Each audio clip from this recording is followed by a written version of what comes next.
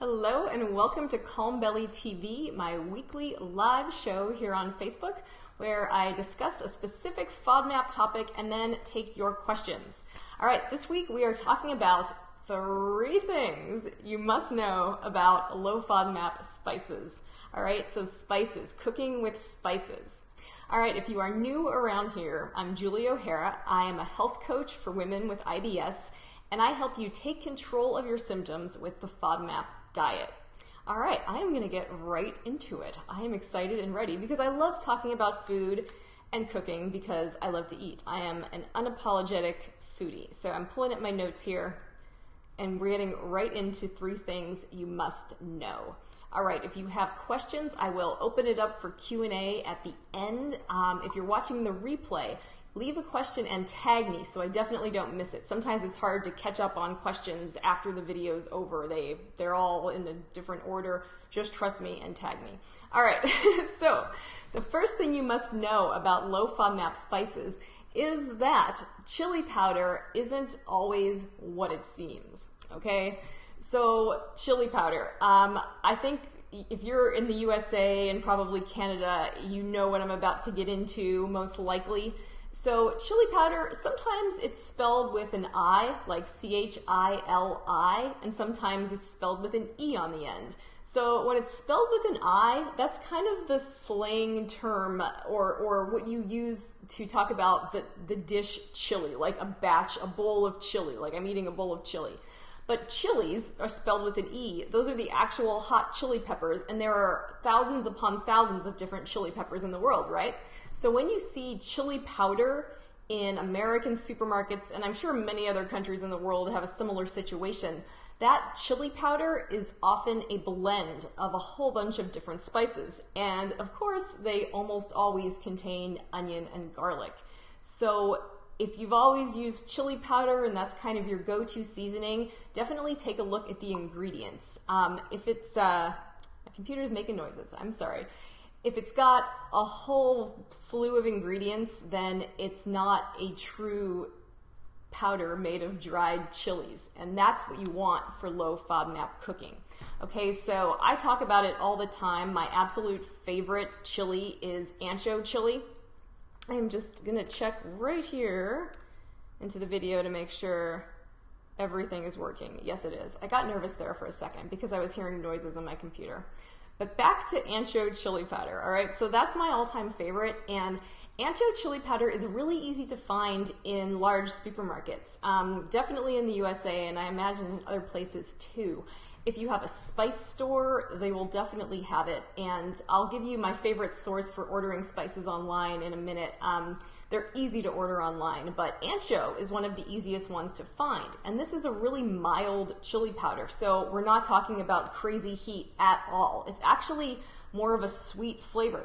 And to me, it kind of smells and tastes like dried fruit just a little bit. So it's a sweet, sort of deep, rich, slightly smoky, fruity flavor. I love it. And for me, this is kind of my all-purpose seasoning. I'll use it by itself. I don't need to mix it with anything. So if I'm just quickly making a salmon fillet, I'll just do chili powder, salt, and pepper, and I'm good. It's so much flavor. Same thing, I can do that on chicken. But it also blends well with all sorts of spices. So it's great with cumin. It's great with nice strong dried herbs like thyme and rosemary. It's great with orange zest. That's a really good one that I'm using in a recipe that's coming up next week. Okay, so Ancho chili powder goes with everything, but it's fun to use in kind of unexpected ways. So I love it in Italian recipes, or really anything that has a lot of tomato-based sauce.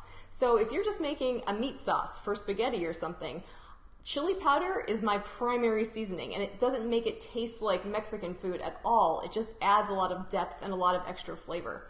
So that's the kind of chili powder you want to use for low FODMAP cooking. And there are others as well. Like you'll see now in supermarkets, chipotle chili powder, which is delicious, but it's definitely a lot spicier than Ancho.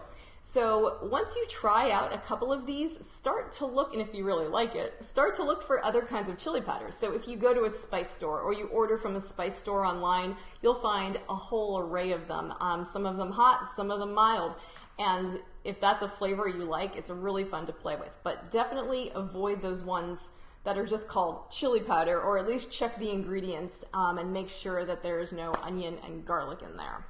All right, so chili powder is not always what it seems, is the first thing you must know about low FODMAP spices. All right, thing number 2. So the second thing you must know is that many countries throughout the world have traditional spice blends that do not contain onion and garlic. So the way that kind of modern cooking in America has evolved is that we think that you need to start basically any dish with onion and garlic to make it taste good. And that just isn't true. And the proof is in all these other countries who have their kind of famous dishes that use these other spices, and onion and garlic may be nowhere to be seen. Even in Italy, they don't use garlic in everything, I promise you. In some regions, you rarely see it at all. This is a fact. It's hard to believe, right? You kind of have to see it to believe it. So, some examples of spice blends or just single spices. So I'm talking about blends and single spices from other cuisines that you can borrow, that you can easily get online, some of them in the supermarket. So the first one would be Garam masala. And you may have heard of this. This is one you can find in most supermarkets.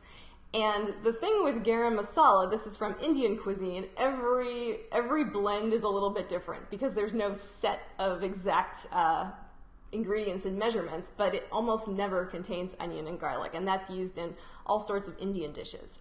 Curry powder is more of the westernized version of a garam masala. It has a very different flavor. It's usually orange, but it's equally delicious, and it's another blend. Then you've got from kind of the Arab part of the world, the Middle Eastern part of the world, Moroccan spice blends. These are some of my favorites. They often center on just pepper, like black pepper, white pepper, paprika, smoked paprika. They're usually not overly hot, but just a ton of great flavor. I love that. I love them on chicken.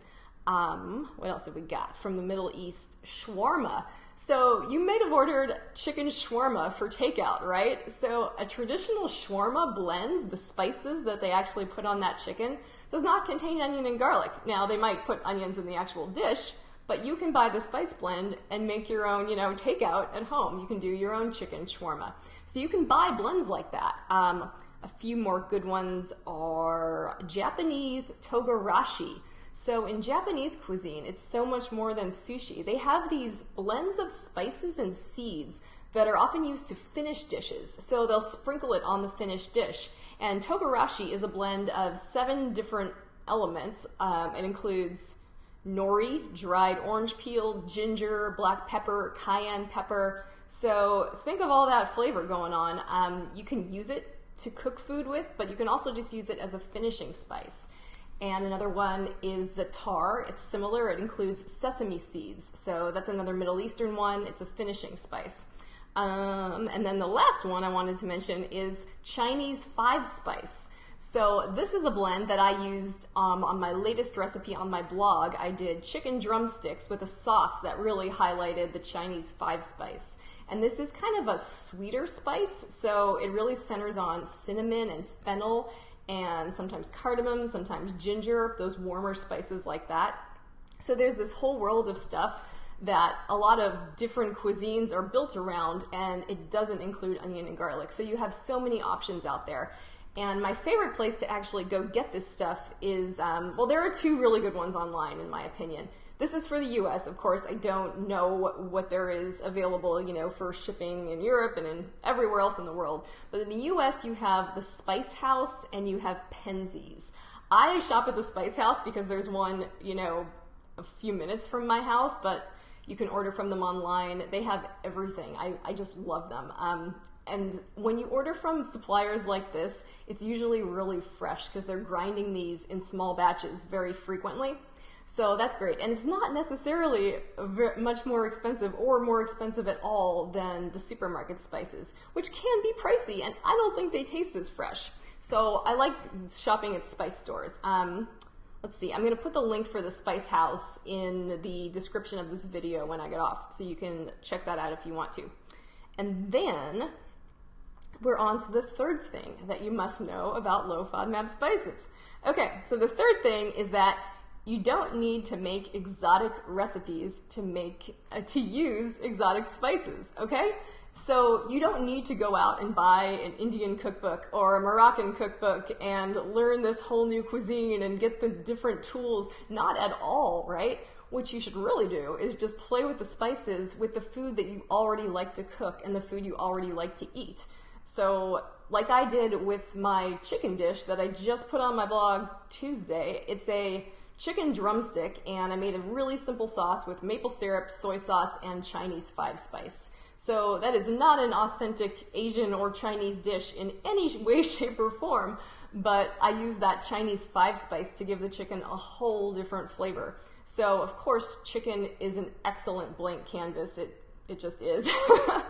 But if you like to cook, chicken drumsticks or chicken thighs or chicken breasts, once or twice a week, you can use a different spice every time. Buy yourself, 3 different spices or spice blends, and you've got something completely different every time you cook it. So think about it that way. Another great one is potatoes. So those are a blank canvas that would be great with almost every spice I just mentioned. Really, all vegetables can be great. It's really up to you. And those spice blends that are good for finishing dishes like Za'atar and Japanese Togarashi, you can put those on your rice bowl, on your salad, on cooked greens or cooked vegetables. So you don't need to learn a whole new set of cooking skills to use these spices. You just use them to kind of jazz up and do a twist on things that you already like. So I'll go over it one more time. The 3 things you must know about low FODMAP spices. Number 1, chili powder is not always what it seems. Number 2, number 2, when I'm trying to look at my notes and talk, it always gets a little garbled. Number 2 is that many countries throughout the world have traditional spice blends and spices that do not include onion and garlic, so you should definitely check them out and use them. Number 3 is that you don't need to make exotic recipes to use these exotic spices. All right, so I went through that pretty quick. I know you guys are busy. Maybe you're cooking dinner or you want to go relax and watch some TV. I totally understand that. That's what I'm going to do tonight. But first, let me know if you have any questions. So if you're watching live, thank you so much for joining me. I really appreciate it. Thank you so much, Dickie, for joining. You are a doll. Thank you, Michelle. Thank you, Coralie.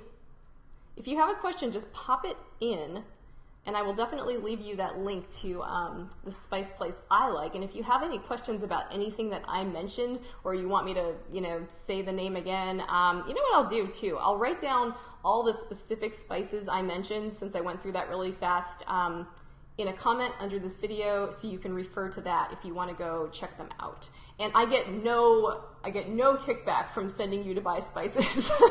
I just love the spice. I love the Spice House. They don't know who I am. But I really do think that exploring different spices is a great way to realize that there's food all over the world, and that food that you can make at home that can taste amazing. It can taste really exotic and fabulous without those high FODMAP ingredients that you're trying to avoid.